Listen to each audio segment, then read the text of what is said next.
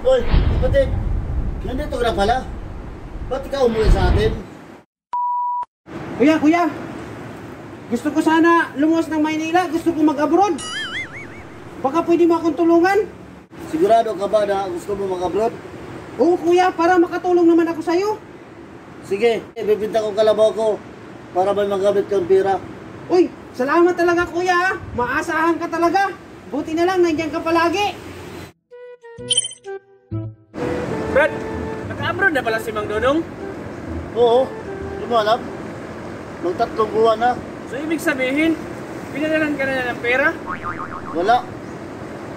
Marami pa daw siyang binabayaran. Ganun ba? Iwan ko sa taong yun. Sabi niya, pag magkasahod na siya, magpapadalaan na siya agad sa akin. Antay-antay lang. Mapapadala rin yun. Hoy kapatid, kumusta ka dyan? Okay lang ako kuya. Mag-ingat ka dyan ha. Okay kuya. Sige kuya, kasi papasok na ako sa trabaho. O sige. Brad, bumili ka na pala ng kalabaw? Oo, dalawa. Pinadalan ka pala ni Mang Dodong? Hindi, bira ko yun. Mula nang nag-abroad siya, hindi na niya ako naalala. Ah, ganun ba?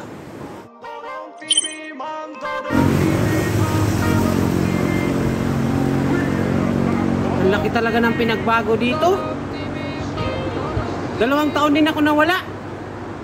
Saan na yung bahay ni Sunny? Ay, ayun.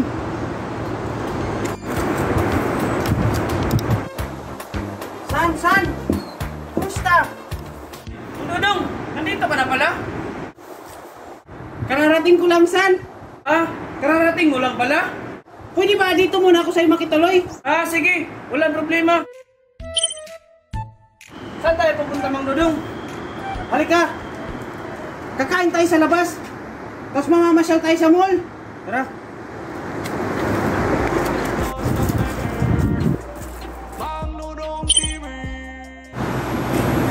San? Saan yun na? Umorder ka na ng pagkain natin at saka may inom. Sino kasama niya? Ah, sige, Mang Dodong. Ay, si Brad. Kapatid, nandito ka na pala? Ba't ikaw umuwi sa atin? Bakit? May problema ka ba sa akin? Oo kuya. Nung isang araw pa ako dito, doon ako nakituloy kina Sunny. Kasi narinig ko yung mga pinagsasabi mo, sinisiraan mo ako na hindi daw kita pinapadalhan. Tapos si Sunny rin nagsabi sa akin, hindi daw kita pinapadalhan. Hoy kapatid, kumusta? Okay lang ako kuya, napatawag ka. Kailangan ko sana ng pera. Pambayad ng upa sa bahay, saka kuryente. Ah sige kuya, papadalan kita ngayon ha. Antayin mo na lang yung tawag ko ulit. Kapatid, baka may pera ka dyan? Gusto ko sanang bumili ng kalabaw. Ah sige kuya, magpapadala ako sa'yo ngayon. Ilang mga kalabaw ang bibilin mo? 2. Ah sige, dadagdagan ko na lang kuya ha. Yung padala ko sa'yo. Kasi ikaw yung nakatulong sa akin nung nag-abroad ako eh. Naku, wala akong pera ngayon. Oo nga, may abroad niya akong kapatid. Pero hindi na niya ako naalala. Pagkatapos tulungan ko siyang mag-abroad, kahit $5, hindi na niya ako pinatikim ng kanyang pinaghirapan.